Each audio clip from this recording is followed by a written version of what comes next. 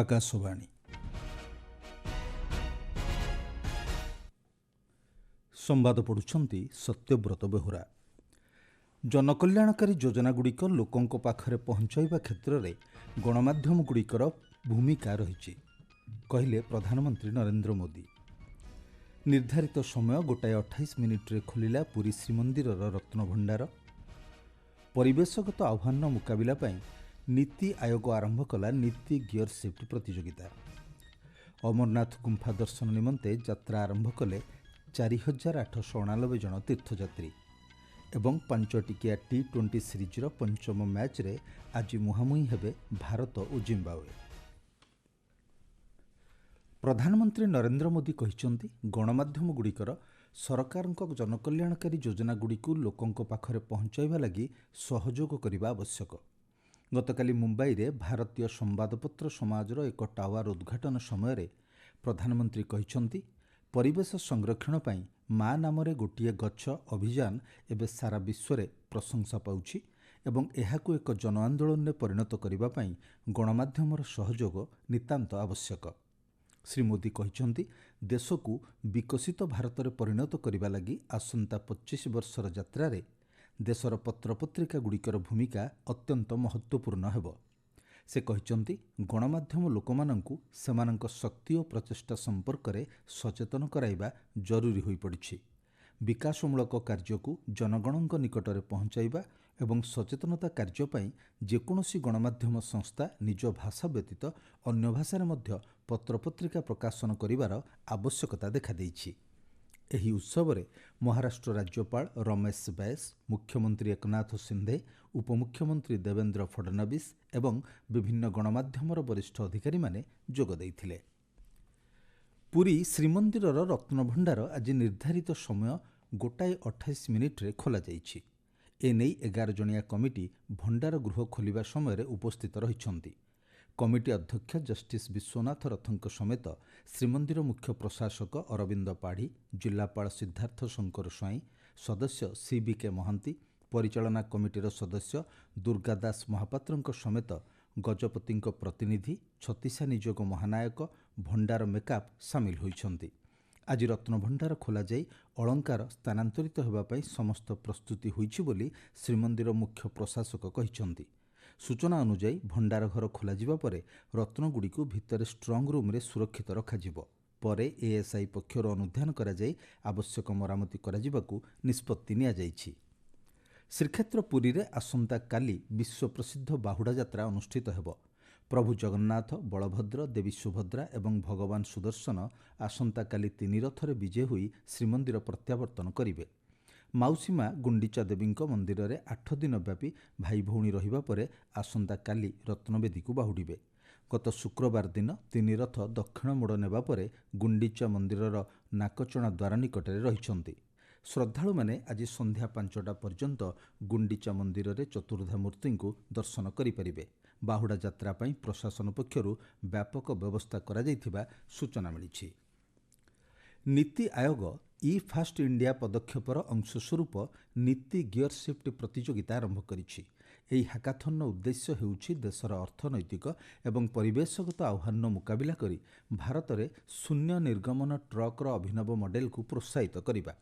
ଏ ସଂକ୍ରାନ୍ତରେ ନୀତି ଆୟୋଗ ଛାତ୍ରଛାତ୍ରୀ, ପରିବହନ ସେବା ପ୍ରଦାନକାରୀ ସଂସ୍ଥା, ଶିକ୍ଷାବିତ୍ ଏବଂ ଗବେଷକମାନଙ୍କୁ ଆର୍ଥିକ, ବୈଷୟିକ ଏବଂ ପରିଚାଳନାଗତ ଆହ୍ୱାନଗୁଡ଼ିକର ମୁକାବିଲା ନିମନ୍ତେ ଉପାୟ ଖୋଜିବା ଲାଗି ଆମନ୍ତ୍ରଣ କରିଛନ୍ତି।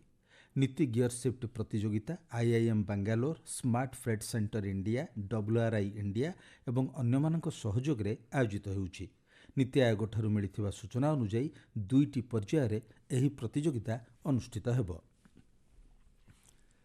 ପ୍ରଧାନମନ୍ତ୍ରୀ ନରେନ୍ଦ୍ର ମୋଦି ଯୁକ୍ତରାଷ୍ଟ୍ର ଆମେରିକାର ପୂର୍ବତନ ରାଷ୍ଟ୍ରପତି ଡୋନାଲ୍ଡ ଟ୍ରମ୍ପଙ୍କ ଉପରେ ହୋଇଥିବା ଆକ୍ରମଣ ଘଟଣାରେ ଗଭୀର ଚିନ୍ତା ପ୍ରକଟ କରିଛନ୍ତି। ସାମାଜିକ ଗଣମାଧ୍ୟମରେ ପୋଷ୍ଟ କରି ଶ୍ରୀ ମୋଦି ଏହି ଘଟଣାକୁ ତୀବ୍ର ନିନ୍ଦା କରିଛନ୍ତି। ରାଜନୀତି ଏବଂ ଗଣତନ୍ତ୍ରରେ ହିଂସାର ସ୍ଥାନ ନାହିଁ ବୋଲି ପ୍ରଧାନମନ୍ତ୍ରୀ କହିଛନ୍ତି।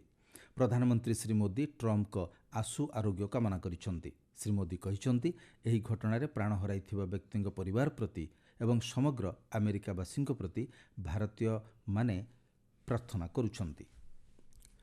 ପ୍ରଧାନମନ୍ତ୍ରୀ ନରେନ୍ଦ୍ର ମୋଦି ଖର୍ଚ୍ଚି ପୂଜା ଅବସରରେ ଦେଶବାସୀ ବିଶେଷ କରି ତ୍ରିପୁରାର ଜନସାଧାରଣଙ୍କୁ ଶୁଭେଚ୍ଛା ଜଣାଇଛନ୍ତି। ସାମାଜିକ ଗଣମାଧ୍ୟମରେ ପୋଷ୍ଟ କରି ଶ୍ରୀ ମୋଦି ଚତୁର୍ଦ୍ଦଶ ଦେବତାଙ୍କ ଆଧ୍ୟାତ୍ମିକ ଆଶୀର୍ବାଦ ଲୋକମାନଙ୍କ ଉପରେ ସଦାସର୍ବଦା ରହିଥାଉ ବୋଲି ସେ କାମନା କରିଛନ୍ତି। ଏହି ଅବସରରେ ପ୍ରଧାନମନ୍ତ୍ରୀ ସମସ୍ତଙ୍କ ଜୀବନରେ ଆନନ୍ଦ ଏବଂ ଉତ୍ତମ ସ୍ୱାସ୍ଥ୍ୟ କାମନା କରିଛନ୍ତି। ଆପଣମାନେ ସମ୍ବାଦ ଶୁଣୁଛନ୍ତି ଆକାଶବାଣୀରୁ। तारीख पे तारीख तारीख पे तारीख। लेकिन अब ऐसा नहीं, FIR करना आसान नहीं। आसान बन गया। अब पता नहीं जांच में कुछ हो भी रहा है या नहीं। अब पूरी जानकारी मिलेगी। क्या मोबाइल में जो फोटो है उसे सबूत मानेंगे वो? माना जाएगा दोस्त। छोड़ो कल की बातें, कल की बात पुरानी, नए कानून लिखेंगे नए भारत की कहानी। ये नई आजादी, ये नई आजादी। ये सुधारवादी हैं, नहीं है ये दंड प्रधान। टेक्नोलॉजी का अधिक उपयोग, मिलेगा तेज न्याय। पीड़ित को ये देते हैं कई नए अधिकार। अपराधों के लिए हैं इसमें कड़े प्रावधान। न्याय केंद्रित कानून लिखेंगे अब नए भारत की कहानी। नए आपराधिक कानून 1 जुलाई 2024 से लागू। आजाद भारत अपने कानून। आजादी, ये नई आजादी। ଅମରନାଥ ଗୁମ୍ଫା ଦର୍ଶନ ଲାଗି ଆଜି ଜମ୍ମୁର ଭଗବତୀ ନଗର ମୂଳ କ୍ୟାମ୍ପରୁ 4,889 ଜଣ ତୀର୍ଥଯାତ୍ରୀ କାଶ୍ମୀର ଘାଟି ଅଭିମୁଖେ ଯାତ୍ରା ଆରମ୍ଭ କରିଛନ୍ତି। ସେମାନଙ୍କ ମଧ୍ୟରେ 3,672 ଜଣ ପୁରୁଷ, 1,086 ଜଣ ମହିଳା, 21 ଜଣ ଶିଶୁ, 88 ଜଣ ସାଧୁ ଓ 22 ଜଣ ସାଧ୍ୱୀ ରହିଥିବା ଜଣାପଡ଼ିଛି। ଭିଏତନାମର ଉତ୍ତରାଞ୍ଚଳରେ ଭୂସ୍ଖଳନ ଯୋଗୁଁ 11 ଜଣଙ୍କ ମୃତ୍ୟୁ ଘଟିଛି। ଏଥିରେ ଅନ୍ୟ 4 ଜଣ ଗୁରୁତର ଆହତ ହୋଇଛନ୍ତି। 16 ଜଣ ଲୋକଙ୍କୁ ନେଇ ଯାଉଥିବା ଏକ ମିନି ବସ୍ ଭୂସ୍ଖଳନ ଯୋଗୁଁ ରାସ୍ତା ମଝିରେ ଖାତ ମଧ୍ୟକୁ ପଶିଯାଇଥିଲା। ଭିଏତନାମର ପାଣିପାଗ ବିଭାଗ ସୂଚନା ଅନୁଯାୟୀ ଦୁର୍ଘଟଣାଗ୍ରସ୍ତ ଅଞ୍ଚଳରେ ଶୁକ୍ରବାର ଦିନ 290 ମିଲିମିଟର ବର୍ଷା ହୋଇଥିଲା।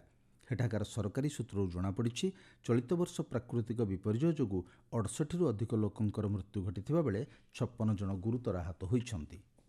ଦକ୍ଷିଣ ଆଫ୍ରିକାର କ୍ୱାଜୁଲୁ ନାଟାଲ ଅଞ୍ଚଳରେ ଗତ ସପ୍ତାହରେ ଘଟିଥିବା ଅଗ୍ନିକାଣ୍ଡରେ 7 ଜଣ ଲୋକଙ୍କର ମୃତ୍ୟୁ ହେବା ସହ 196ଟି ଘର ସମ୍ପୂର୍ଣ୍ଣ ଜଳିପୋଡ଼ି ନଷ୍ଟ ହୋଇଛି। ସେଠାକାର ସରକାର କହିଛନ୍ତି, ଏହି ଅଗ୍ନିକାଣ୍ଡ ଗତ ସପ୍ତାହରେ ଘଟିଥିଲା।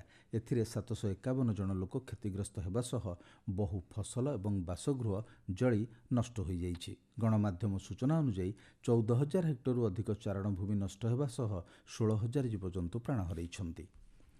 ଲଣ୍ଡନର ଅଲ୍ ଇଂଲଣ୍ଡ କ୍ଲବର ଆଇକନିକ୍ ସେଣ୍ଟର କୋର୍ଟଠାରେ ଆଜି ପୁରୁଷ ସିଙ୍ଗଲ୍ସ ୱିମ୍ବଲଡନ୍ ଟେନିସ୍ ଫାଇନାଲ୍ ମ୍ୟାଚ୍ରେ ବିଶ୍ୱର 2 ନମ୍ବର ଖେଳାଳି ନୋଭାକ୍ ଜୋକୋଭିଚ୍ ପୂର୍ବଥରର ଚମ୍ପିୟନ୍ କାର୍ଲୋସ୍ ଆଲକାରାଜଙ୍କୁ ଭେଟିବେ। ଭାରତୀୟ ସମୟ ସନ୍ଧ୍ୟା 6:30 ସମୟରେ ଏହି ଫାଇନାଲ୍ ମ୍ୟାଚ୍ ଅନୁଷ୍ଠିତ ହେବ। ସ୍ପେନ୍ର ଖେଳାଳି ଆଲକାରାଜ ଦ୍ୱିତୀୟ ଥର ପାଇଁ ୱିମ୍ବଲଡନ୍ ଫାଇନାଲ୍ ଖେଳୁଥିବା ବେଳେ ସର୍ବିଆର ନୋଭାକ୍ ଜୋକୋଭିଚ୍ ଅଷ୍ଟମ ଥର ପାଇଁ ଏହି ମ୍ୟାଚ୍ ଖେଳିବେ। ପୂର୍ବରୁ ଜୋକୋଭିଚ୍ 7 ଥର ଚମ୍ପିୟନ୍ ଆଖ୍ୟା ଅର୍ଜନ କରିସାରିଛନ୍ତି। ସେହିପରି ମିକ୍ସଡ୍ ଡବଲ୍ ଫାଇନାଲରେ ଜନ୍ ଜେଲେନ୍ସ୍କି ଓ ହୁଇସ୍କି ଯୋଡ଼ି ସାଣ୍ଟିଆଗୋ ଓ ଅଲ୍ମସ୍ଙ୍କ ସହ ଭେଟାଭେଟି ହେବେ। ହରାରେଠାରେ ଆଜି ଭାରତ ଓ ଜିମ୍ବାୱେ ମଧ୍ୟରେ 5ଟିକିଆ T20 ସିରିଜ୍ର ପଞ୍ଚମ ମ୍ୟାଚ୍ ଖେଳାଯିବ। ଏହି ମ୍ୟାଚ୍ ଭାରତୀୟ ସମୟ ଅପରାହ୍ନ 4:30ରେ ଆରମ୍ଭ ହେବ। ଗତକାଲି ଅନୁଷ୍ଠିତ ଚତୁର୍ଥ T20 ମ୍ୟାଚ୍ରେ ଭାରତ ଜିମ୍ବାୱେକୁ 10 ୱିକେଟ୍ରେ ପରାସ୍ତ କରିଥିଲା। ପ୍ରଥମେ ବ୍ୟାଟିଂ କରି ଜିମ୍ବାୱେ 20 ଓଭରରେ 7 ୱିକେଟ୍ ହରାଇ 152 ରନ୍ ସଂଗ୍ରହ କରିଥିଲା। ବର୍ଲିନ୍ଠାରେ ୟୁରୋପିଆନ୍ ଫୁଟବଲ ଚାମ୍ପିୟନସିପ୍ ୟୁରୋକପ୍ ଫାଇନାଲରେ ଆଜି ସ୍ପେନ୍ ଏବଂ ଇଂଲଣ୍ଡ ମଧ୍ୟରେ ମୁକାବିଲା ହେବ। ଭାରତୀୟ ସମୟ ରାତି 12:30ରେ ଏହି ମ୍ୟାଚ୍ ଖେଳାଯିବ। ଚତୁର୍ଥ ଥର ପାଇଁ ଚମ୍ପିୟନ୍ ହେବାର ଲକ୍ଷ୍ୟ ରଖି ସ୍ପେନ୍ ପଡ଼ିଆକୁ ଓହ୍ଲାଉଥିବା ବେଳେ କ୍ରମାଗତ ଦ୍ୱିତୀୟ ଥର ପାଇଁ ୟୁରୋକପ୍ ହାସଲ କରିବାକୁ ଇଂଲଣ୍ଡ ଜୋରଦାର ପ୍ରୟାସ କରିବ। ସେହିପରି ମିଆମିଠାରେ ଆସନ୍ତାକାଲି ଭାରତୀୟ ସମୟ ସକାଳ 5:30ରେ କୋପା ଆମେରିକା ଫୁଟବଲ ଚାମ୍ପିୟନସିପ୍ରେ ଆର୍ଜେଣ୍ଟିନା କଲମ୍ବିଆକୁ ଭେଟିବ। ମୁଖ୍ୟ ସମ୍ବାଦ ପୁଣି ଥରେ। ଜନକଲ୍ୟାଣକାରୀ ଯୋଜନାଗୁଡ଼ିକ ଲୋକଙ୍କ ପାଖରେ ପହଞ୍ଚାଇବା କ୍ଷେତ୍ରରେ ଗଣମାଧ୍ୟମଗୁଡ଼ିକର ପ୍ରମୁଖ ଭୂମିକା ରହିଛି କହିଲେ ପ୍ରଧାନମନ୍ତ୍ରୀ ନରେନ୍ଦ୍ର ମୋଦି। ନିର୍ଦ୍ଧାରିତ ସମୟ 1:28ରେ ଖୋଲିଲା ପୁରୀ ଶ୍ରୀମନ୍ଦିରର ରତ୍ନଭଣ୍ଡାର। ପରିବେଶଗତ ଆହ୍ୱାନର ମୁକାବିଲା ପାଇଁ ନୀତି ଆୟୋଗ ଆରମ୍ଭ କଲା ନୀତି ଗିୟର ସିଫ୍ଟ ପ୍ରତିଯୋଗିତା। ଅମରନାଥ ଗୁମ୍ଫା ଦର୍ଶନ ନିମନ୍ତେ ଯାତ୍ରା ଆରମ୍ଭ କଲେ 4,889 ଜଣ ତୀର୍ଥଯାତ୍ରୀ ଏବଂ 5ଟିକିଆ T20 ସିରିଜ୍ର ପଞ୍ଚମ ମ୍ୟାଚ୍ରେ ଆଜି ମୁହାଁମୁହିଁ ହେବେ ଭାରତ ଓ ଜିମ୍ବାୱେ। ସମ୍ବାଦ ଶେଷ ହେଲା।